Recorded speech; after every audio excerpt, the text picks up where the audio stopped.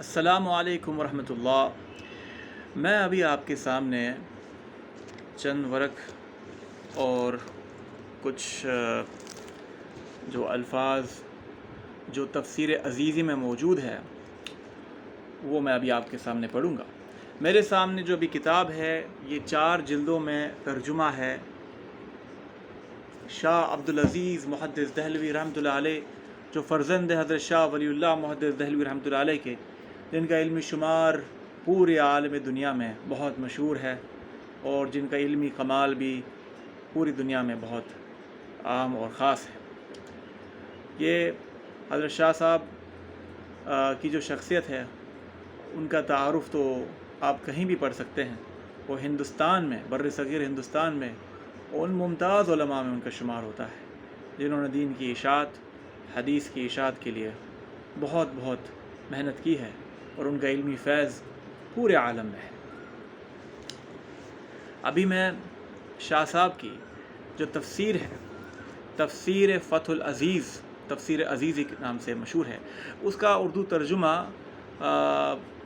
ایک عالم جن کا نام ہے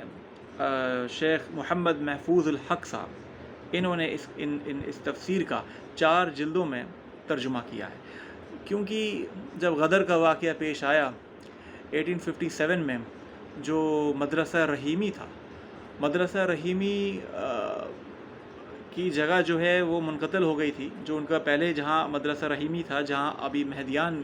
مشہور ہے، وہ جگہ مہدیان میں ہے وہ مدرسہ رحیمیہ کی جو اصل بنیاد جو تھی دہلی میں، اس کے بعد وہ پرانی دلی کی طرف اس کا یعنی وہ پورا پوزیشن چینج ہو گئی تھی، کیونکہ استاد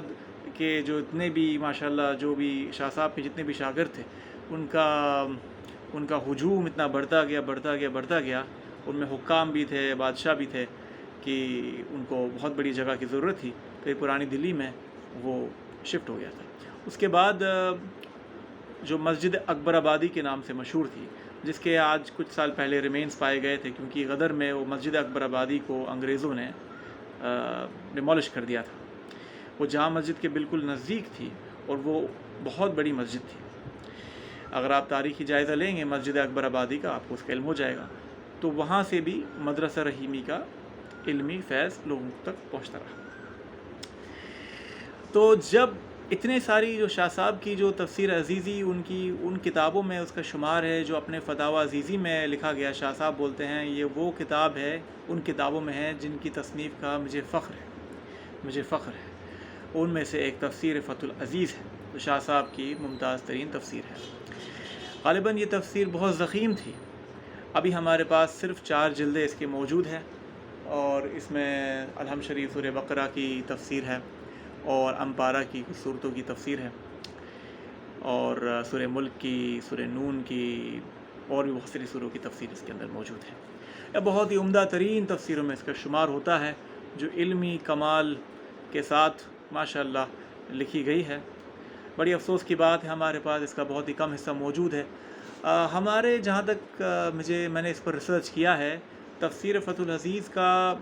ان 4 جلدوں ہر جلد لگ بھگ 400 سے 500 صفحوں تک ہے۔ اس ٹوٹل سائز یہ ہے کتاب کا، اراؤنڈ 500 صفحات تک یہ ہر جلد ہے، تو 4 جلد ہے لگ بھگ یہ۔ اس کے علاوہ اور بھی کئی جلدیں مرتب ہوئی ہے کہیں سے۔ وہ دیوبند کے دارالعلوم دیوبند سے تعلق تھا کسی بزرگ کا، انہوں نے اس تفسیر کا جو باقی حصہ تھا وہ دستیاب ان کو ہو گیا تھا۔ البتہ غالباً ابھی تک اس کا اردو ترجمہ نہیں ہوا ہے، وہ فارسی میں ہی ہے، کیونکہ اصل میں یہ تفسیر بھی فارسی میں ہی تھی، کیونکہ اس وقت ہندوستان میں مغلیہ سلطنت کا جو دور تھا اس میں فارسی زبان ہی مشہور ترین زبان ہوتی تھی ہر جگہ، عام و خاص۔ تو اب میں انشاءاللہ تعالی آپ کے سامنے تفسیر فتح العزیز پڑھ رہا ہوں، اور یہ میں انٹروڈکشن آپ کو میں نے چھوٹا سا دیا ہے، اور یہ ویڈیو انٹروڈکٹری ویڈیو ہے۔ اب میں جو پڑھنے والا ہوں انشاءاللہ اس کو ضرور سماعت فرمائیں۔ یہ میں وہ انشاءاللہ میں اللہ توفیق دے، میں لمحہ بر لمحہ، دن بر دن کچھ تفسیرات کے جو موتی ہیں وہ میں آپ کے سامنے پیش کرتا رہوں گا۔ آج میں شاہ عبدالعزیز صاحب رحمۃ اللہ علیہ نے جو فضائل شاہ ولایت حضرت علی کرم اللہ وجہ الکریم حضرت علی علیہ السلام کے شان میں جو لکھا ہے، یہ یعنی یہ خاص طور سے یہ تفسیر کا یہ حصہ حضرت صالح علیہ السلام کے ذکر کے بالکل بعد آتا ہے۔ حضرت صالح علیہ السلام کی اونٹنی کو جب لوگوں نے، بدترین لوگوں نے قتل کیا، اس کو مارا، اس پورے پس منظر کو بیان کرتے ہیں اس تفسیر میں۔ اس کے بعد وہ فضائل شاہ ولایت تک پہنچتے ہیں۔ تو میں یہاں سے یہ باب شروع کرتا ہوں، آپ سماعت فرمائیں۔ بعد اعوذ باللہ من الشیطان الرجیم، بسم اللہ الرحمن الرحیم۔ فرماتے ہیں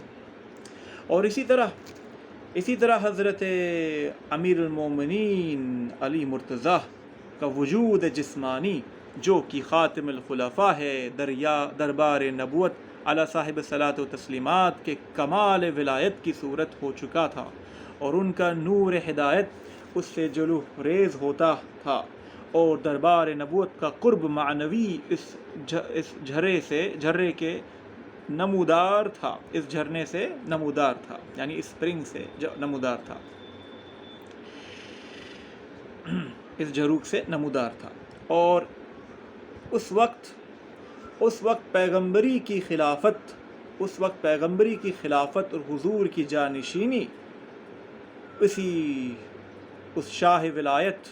کی ذات قابل صفات میں منحصر ہو چکی تھی۔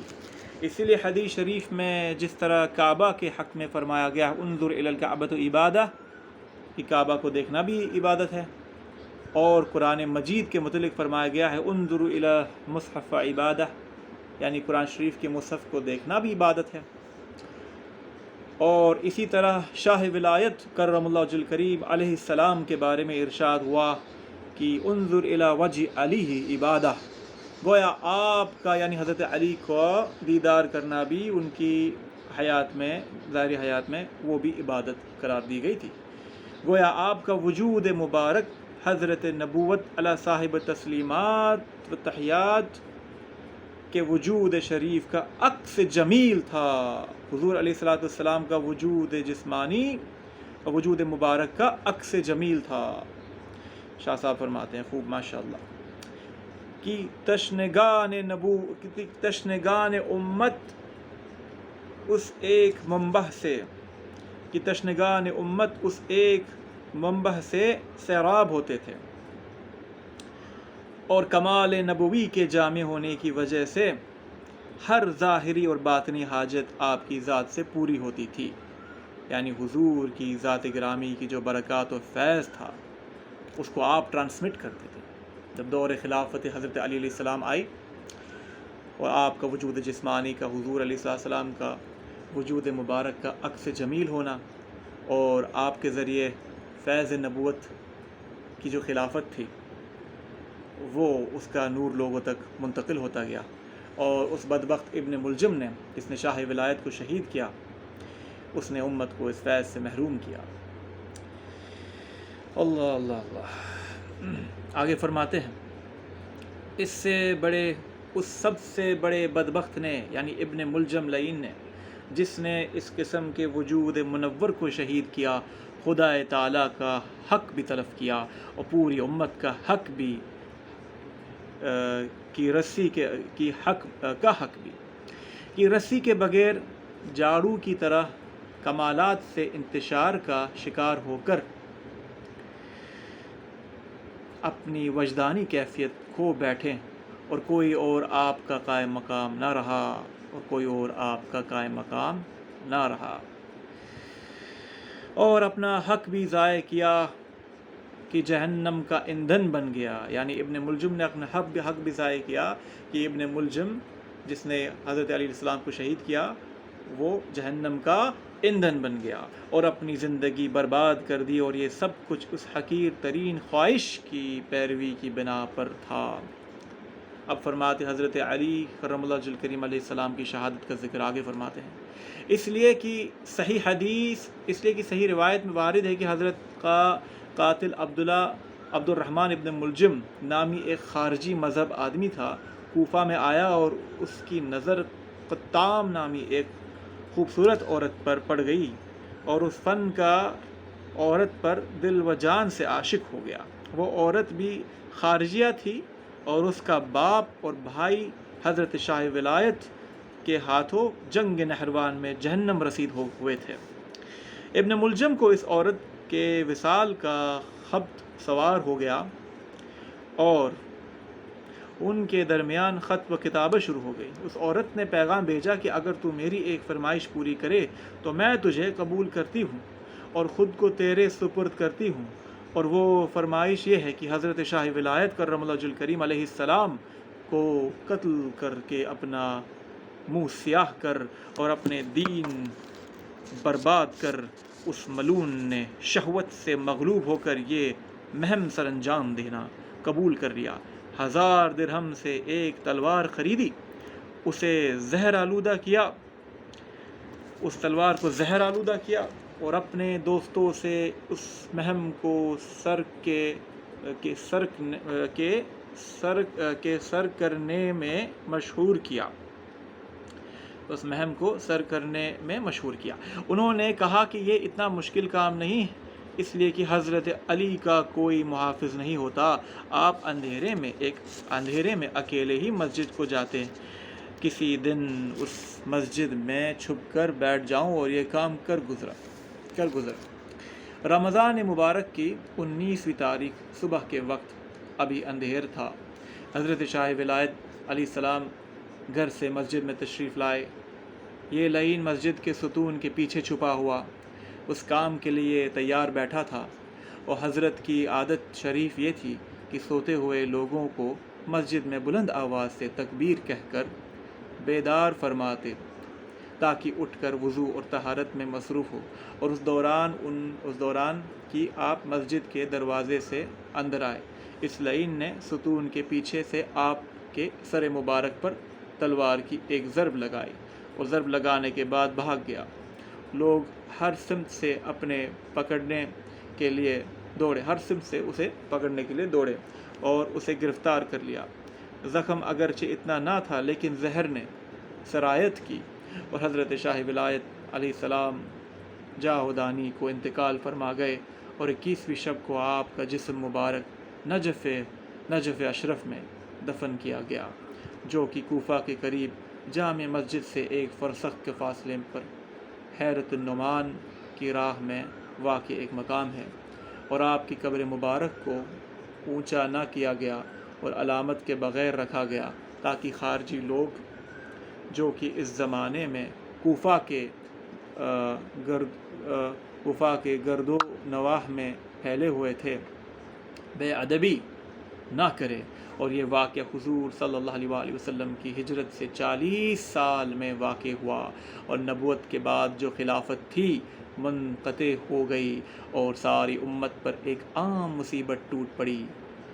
کہ انہوں نے مقام نبوت کے نائب کو گم کر دیا۔ اس حادثہ کو معلوم کر کے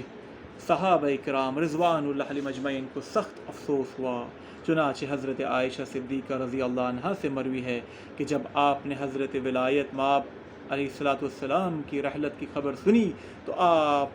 تو فرمایا اب عرب جو چاہیں کرے، وہ نہ رہا جو انہیں ناپسندیدہ کاموں سے منع فرماتا تھا۔